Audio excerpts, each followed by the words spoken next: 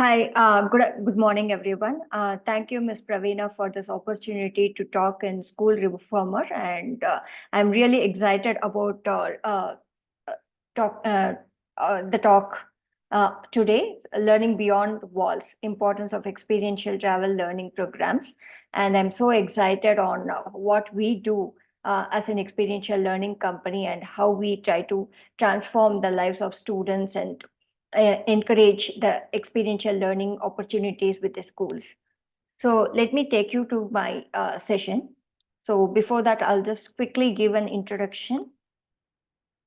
So Travel to Learn is an experiential learning organization. We work with the rural community and NGOs and different parts of India. We work with sustainability groups, environmentalist, activists, naturalists, bird experts in curating the experiences that work basically on themes like history, art and culture, sustainability, nature, wildlife conservation, survival, and life skills.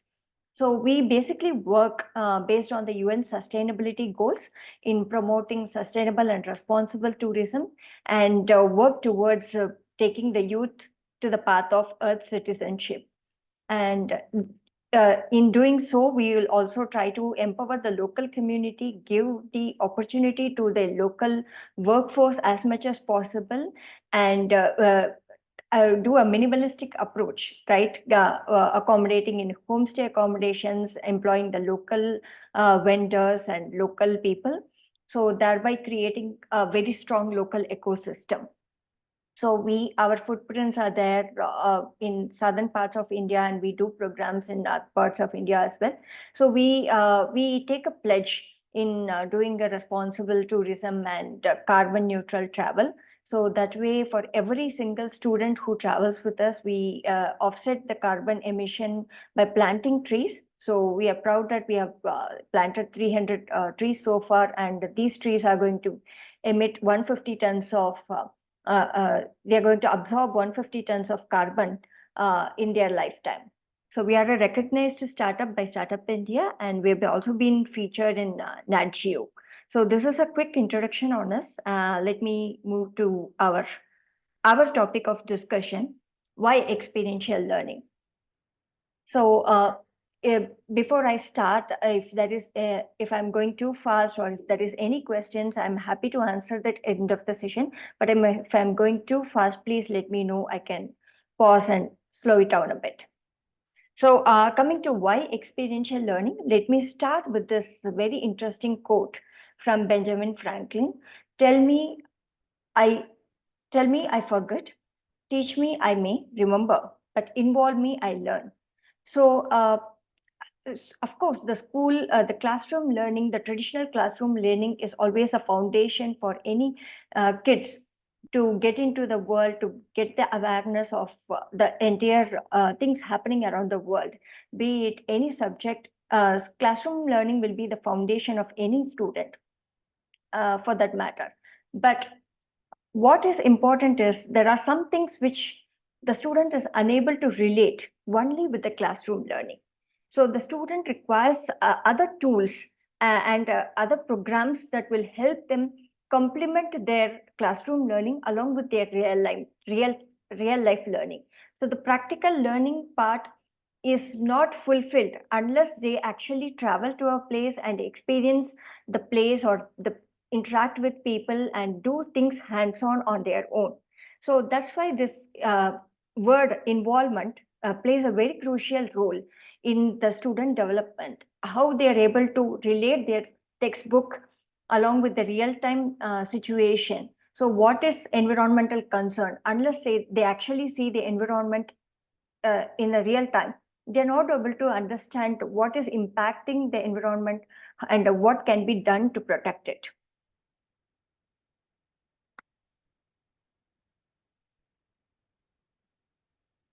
So the first comes the power of immersion.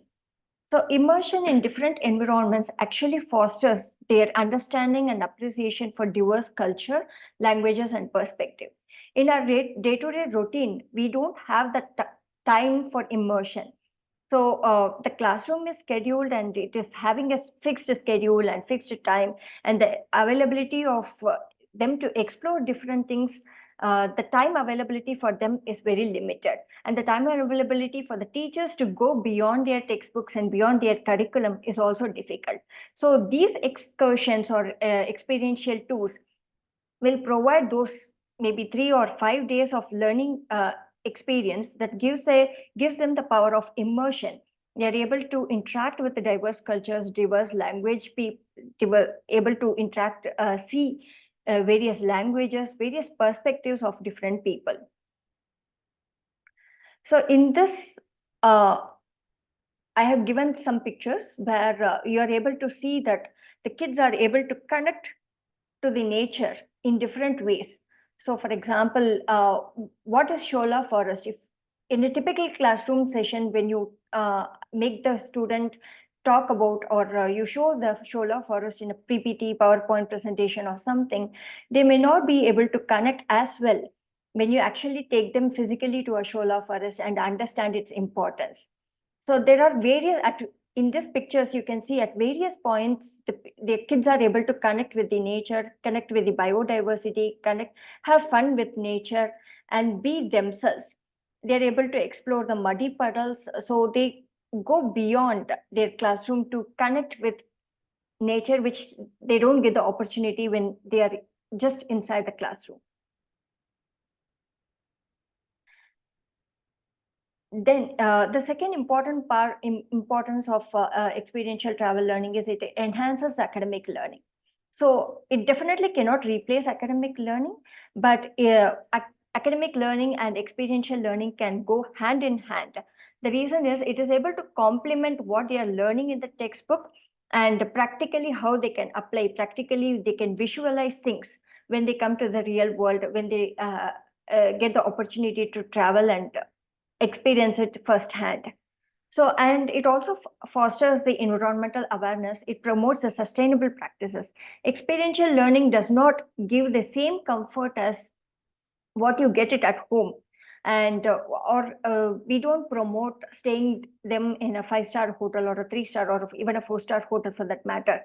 But we take them to a place where it is completely rooted. They don't get the comforts of their home. They don't get the, of course, they will get the safe and hygienic and environment and all that.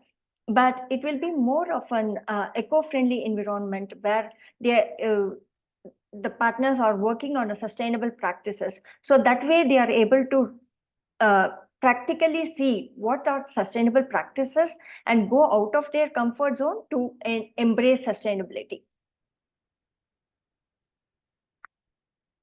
So these are some of these pictures that tells how the students are able to learn through observation and hands-on. For example, the first photograph tells a kid who is actually doing a hands-on with some coconut craft. He is making some small souvenir with the coconut shell. And the second, they are able to observe and immerse in a sound garden. So they will have a hands-on, and they're also able to observe through other person's demonstration. And here they are showcasing their poly bags, which they made themselves. So the coffee seedlings are put inside the poly bags, and we taught them. We taught the students on how to grow a coffee plantation without actually destroying the forest. And here the kids are engaging in ginger cleaning activity. There are kids who are having experience in hands-on understanding the various grades of tea and witness the tea processing very closely. The kids who are engaged in making their own tents, pitching their tents, the kids who are involved in tribal art, understanding the art, the lifestyle of the tribes, and their indigenous living. And though here the kids are harvesting ginger from the farm on their own. So this way, the hands-on activity kind of helps them to practically get involved in the activity, and also able to understand that how things are sourced from its root. They're able to understand that, and they're able to kind of gain confidence on doing things on their own. So for example, there is one more a picture that shows that they are able to observe things, the life inside a leaf through the microscope, which practically they will not have so much time to do during their classroom sessions, even though they have their lab classes and all that. How much of time is they're able to contribute in observing the small world around them. So when they are exposed to such environment, they are given the free hand to go and immerse themselves into different activities. The third point where importance of experiential learning happens is breaking cultural barriers. So when you are inside a city, so you are not able to understand how where different people from where they are coming from, what culture they bring in, what are their lifestyle, what are their traditions and all that. So traveling helps them to understand, break those cultural barriers. Here we give the exposure to people. So we introduce people from different walks of life to them. So be it a local guide from a different community, a tribal community. So these kinds of exposures help them to become culturally sensitive. That creates more empathy and more promotes cross-cultural understanding for the kids. So they become better global citizens in future. So these are some of the examples of the cultural interaction. So this is the typical Toda Mun community where we took the students to the Toda tribal hamlet. They were able to interact with the Toda community. So these are the indigenous community. A very small portion of the community is still following the tradition and culture and staying intact with their roots. So it is important for the people to understand that these tribal community also play an important role in the in our environment, in our society. And we also ensure that they have a small interaction with these tribal children. So this small interaction is quite meaningful. The reason is that the students are able to see beyond their own classroom, their own set of students and friends, and understand or take the pros, take the positives from other communities and other societies. So for example, this particular tribal school is awarded for one of the cleanest Swachh Bharat award. So it's a small school, but there's a lot to learn from that school, right? So these kind of interactions are more possible in an outdoor environment, in an environment like this, than just in a classroom session.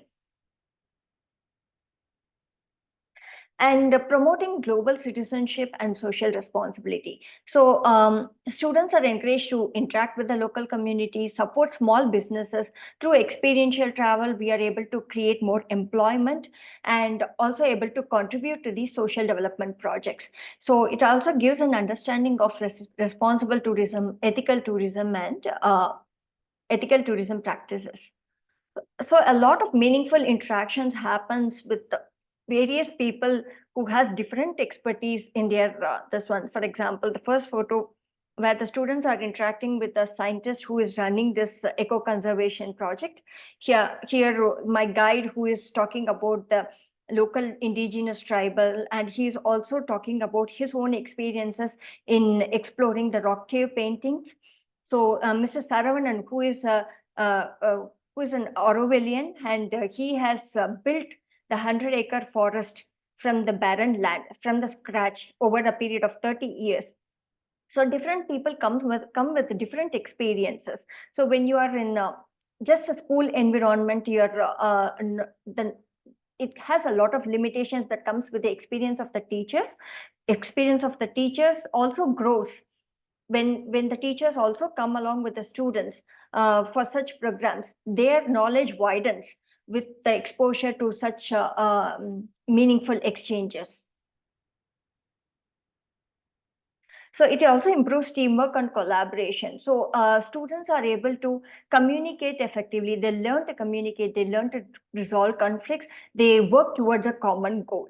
And students' responsibility increases when they have to take care of themselves, they have to support their friends, they have to work as a team, they have to ensure that they are all safe and going back with the clear object coming and going, achieving those objectives and going back, gaining those values and objectives. So the overall, it increases their team collaboration, team effort and collaboration. So it fosters bonding between the students. So these are some of the examples of teamwork and collaboration. So every experiential travel learning, every single day is dedicated to a team collaboration activity that is given. So they will be having a hands-on working as a team and exhibiting some leadership skills and some team building skills and all that. Most importantly, it contributes to the personal growth and development. Many students who have not even touched washing their tumblers at home, washing their spoons at home, are able to independently do things when they come outdoor and they have their excursions or tours for a period of 3 days or 5 days. So they come out of their comfort zones, they break their own barriers, they come over their own fears and insecurities. They are also able to develop this problem solving skills in a very unfamiliar context. Otherwise, there is always parents and teachers who come and help in when they have a problem. Here, they go through a journey of self-discovery, and definitely a lot of transformative experiences happen. So these are some of the examples where the kids are able to overcome their fears, be it an adventurous activities like walking in the rope or having a meal outside their home, not in a five-star hotel, but another simple home-cooked meal, which they don't get what they ask for, right? So you don't get the pastas and pizzas when you want, but you get accommodated and adjusted to what you get, the healthy, nutritious food, eat that and relish and enjoy, right? And touching the mud and uh, getting the hands dirty. Kids do have their inhibitions in getting the hands dirty, trekking for long distances. All this gets broken when they come out of the comfort zone and they experience the world. So if Pravina, is there more time or am I running out of time? You have 5 more minutes if you can. Okay, that's great. So since we still have some few minutes, I would like to showcase some of the experiences that kids had from their own words.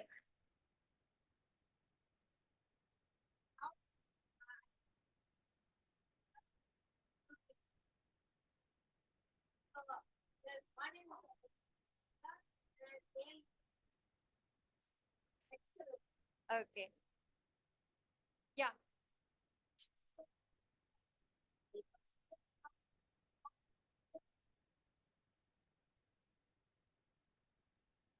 Audio is not proper, Radhika. 1 second. I think I can play something else.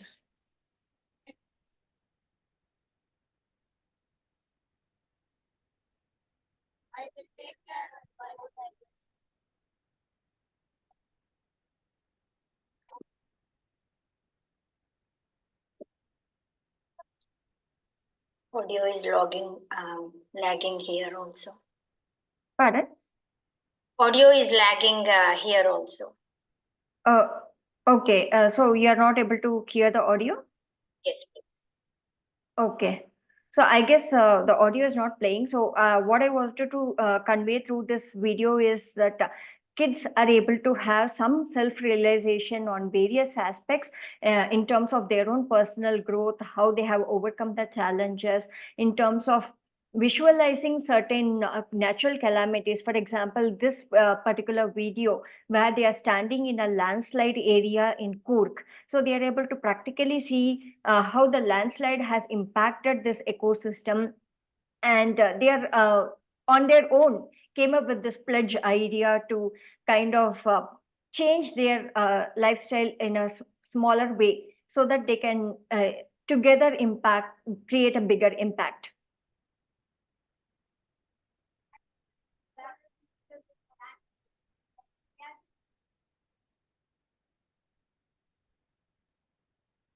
So let me go to the next. So I'm just concluding here. So the call to action for the schools and the parents and students is to embrace experiential learning. So I request schools to integrate experiential learning as a part of their curriculum, encourage students and parents to embrace learning, go beyond their comfort zones, and try to be more open about having real life experiences. So schools need to foster partnerships with like-minded organizations. They can have a dedicated experiential learning centers where they are able to dedicate the resource and coordinate experiential learning initiatives and provide support to students during these such experiences. So schools can also facilitate pre-departure workshop where they are able to talk about a lot of cross-cultural communication, travel safety, what to expect in such programs and all that. So I'll just conclude with this slide. So experiential travel is about cultivating Earth citizens one journey at a time. Thank you. Thank you, Ms. Radhika. If you can stop sharing your screen, we can have a better view of you, please. Thank you. Yeah. Right. Yeah. So as no audience are there, Ms. Radhika, I will read out the questions to you. Sure. Okay, just a second, please. So can you share a specific example where experiential travel had a profound impact on a student or a case study, okay, learning experience? Mm-hmm. Okay. So the images that are all I have shared during my presentation, it is all real life images. We did these programs last year, and these are the real time examples from the students. So to specifically talk, I think the first day trek that we did in Kotagiri, it was about like 7 kilometers trek. So majority of the students were cribbing about the 7 kilometer trek because one, the city students are not so used to walking, not even walking on a regular basis in their day-to-day life. So they are so confined in sitting in the classroom. After that, they go home and sit in their own house and engage in video games and all that. So these treks kind of gave a reflection on their physical fitness, and students started telling that, oh, now I have to be more physically active, I have to walk, I have to trek. And they started enjoying their trek on second and third day. On the fourth day, they wanted more treks. Okay. So yeah. And one more example, if I have to give, so when we took the students to Kurg, so many students had different phobias. So the first set of group had a amazing phobia on leeches. So that day it rained and all the leeches came out. So it was like a very big shock to them to see leeches, which they don't generally see in their homes, to see so many leeches at a time. And they were like all in panic mode and they wanted to go home that day. So, and then we kind of worked around them. We said that leeches are harmless, and we kind of equipped them to how to handle leeches. And on third or fourth day, they were so comfortable handling the leeches, and they picked and rolled and flicked it themselves. In fact, many people started playing with leeches. From where to where, they had a very different transformative experience, right? And some kids came over their arachnophobia. They had a lot of fear on spiders, but they saw big spiders in Kurg. But luckily, everyone got over the phobia, and they were able to appreciate the nature around them. Yeah, that's a nice experience. So how do you ensure that these travel programs are accessible to students from diverse socioeconomic backgrounds, Radhika? Right. So at present, since it's a profitable organization, we do have to approach the schools where the schools and students are able to afford the experience. But at the same time, we do have a longer vision about taking it to the larger spectrum of schools, uh, approaching the government schools, approaching the underprivileged schools through some funding sources. So if there are any CSR initiatives that is coming in, we are happy to work with them and accommodate and ensure that these experiential programs are reaching the underprivileged and government school students as well. So, what role does cultural immersion play in the success of experiential travel programs? In your experience, did you notice anything? Okay, like people from this ethnic background or anything like that. Okay, or more open towards the nature or anything like you have rural, urban. Like what kind of thing you have noticed in the children? Okay, so the urban children are not exposed to different cultures and different tribal communities when they are in their cities, right? So they see people similar to their economic status, similar to their lifestyle, similar to this. So when we take them to different parts, especially in Kotagiri, which is very, very rich in cultural um, uh, exposure, right? So different tribal communities, about 4 or 5 tribal communities are still there, who are practicing their tribal indigenous lifestyle, who are very unique from the other communities. So these interactions actually help the city students understand that different cultures also mean importance to this a society, right? So the society is just not made with them. The society is a group of different people from different backgrounds, and how these tribal communities are working towards preserving and conserving nature. That is a very important lesson the students are able to take back home, right? So to preserve their heritage, what is the importance of their heritage and why is it important for them as well as the society? So, can you discuss the logistical challenges of organizing such programs and how do you address them? Okay, so more than logistical challenges, it is more about a mindset challenge. So when we approach schools or when we have the experiences going on, the expectation of the students or the parents or the school sometimes is that to give them a 5-star accommodation or a 4-star accommodation, or at least a comfortable hotel accommodation where everything is spick and span and fresh and all that. The challenge is, if you go to a place where you have all comforts like your home, then there is no opportunity for you to learn, right? So only when there is a little bit of adversity, when there is a little bit of difference from how you are living, and you have a challenge about accommodating in a different place, in a different environment, that's when the learning happens. So this slowly we are trying to make some schools understand, and we are very happy to work with schools which are quite open about understanding this particular challenge. Otherwise, the learning will not happen. Right. So, what are the common misconceptions about these travel programs, Radhika? What does the school or the parents say? Okay, so we generally give the homestay accommodations to the kids, and homestay accommodations are not like hotels which have a very standardized rooms. So like every single room is standardized, and every single, they have a different view. For example, everyone has a mountain view, everyone has a valley view, something like that. But homestays are different. Each room will be different. The experience will be different. The home cooked food, for that matter, you don't get, right? You don't get what you want, but you always get a nutritious healthy food.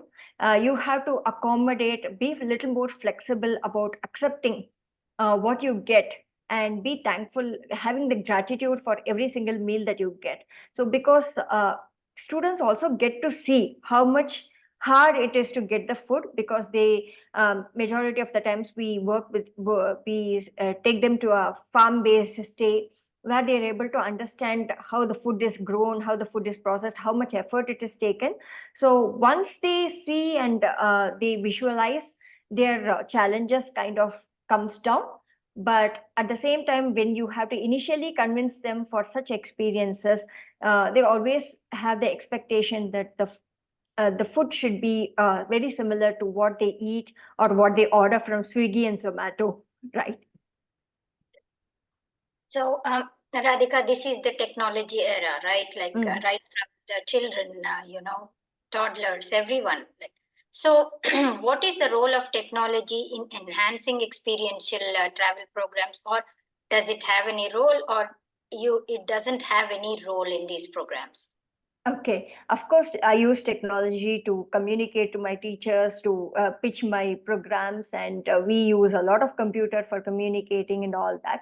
But apart from that, experiential travel learning as such wants to detoxify people from their digital exposure.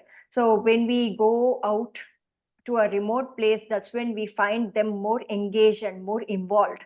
So otherwise, it is so right? The digital exposure is very, very high these days, and the amount of attention, what do you say? That attention time span is very less, and it is going very, very less these days. So one of the main aim is to promote detoxifying them from the digital world, so to have more physical interaction, more physical connections with the environment and people. So technology does play an important role when it comes to arranging the trips, but in actual trips we don't use technology. Can't take over the trip. Right. So, of course, the government policies and the government need to make a decision. But in your view, what are some ways to integrate experiential travel learnings into the regular curriculum after the trip ends? Any kind of experiential travel. So what we generally do is we give a hands-on activity in every single day. So when they have a field day, they complete their field and they come back, they will have a very related hands-on activity on that day too, that helps them to reflect back. So there are schools who encourage a lot of interactive hands-on activities. So after the trip, they can go reflect back. They can apply what they learn in some of their school activities, school projects. Even before that, the schools can encourage a lot of cross-cultural activities, a lot of discussions and awareness about different ecosystems and environment, right? So it kind of gives them a prep to actually come and see the real world. So they know what to expect. So before and after, I think the school can involve in a lot more discussions and practical projects on diverse set of topics rather than just sticking to their max science and so even with their max science, wherever it is possible, they can incorporate one practical activity or this field exposures can be part of complementing their actual curriculum that can be designed by the schools and policymakers. Okay. So, what feedback do you usually get from the parents or students or from schools? So yes, so the video I wanted to show you, it actually talks about the feedback of how they felt the experience.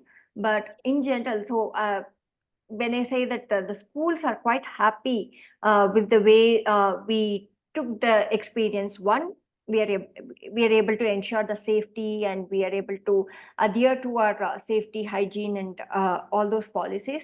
Two, the students went back with a lot of learning, lot of enthusiasm, and the thirst for knowledge was there. We are able to instill curiosity, so that way we are and able to make them accommodate to the real life experiences. So that way school is quite happy about giving the actual outdoor learning which is meant to be. And of course the parents are quite happy with the kids becoming a little bit more independent and responsible. After the trip they are more responsible and more considerate in their demands. So that way parents are also happy, and students, of course, they had a lot of fun during the trip, because every single activity is not just planned only for learning, learning through fun. So that way they are able to have a lot of fun. They are able to have their friends time, meaningful friends time, meaningful exchanges, at the same time able to personally grow and grow as an earth citizen. Great. So to end the session, just to answer this last question, what future trends do you see emerging in the field of experiential education and student travel?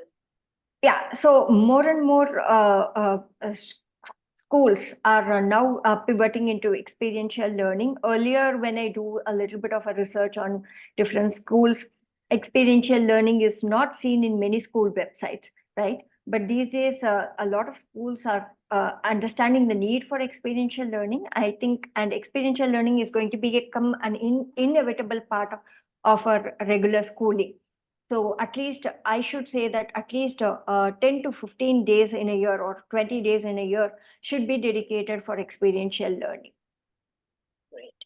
So that's all from my side, Ms. Radhika. Like, I thoroughly enjoyed, and it was a very informative session. I hope parents and schools avail these your services and have this experience at least once a time, once a year, I'd rather say. So it is very essential in this digital era. I personally feel like that. So thank you for the talk and patiently answering all the questions. Any message you want to give? Yeah, thank you so much for the opportunity. I think the School Reformer is one such platforms where you're able to bring in a lot of different perspectives on refining and transforming the education. So I'm really happy and privileged to be part of this community, and privileged to be. I'm honored to be one of the educationists and able to give value to a handful of students in my lifetime. So thank you so much. Thank you. We'll end the session now. Yeah.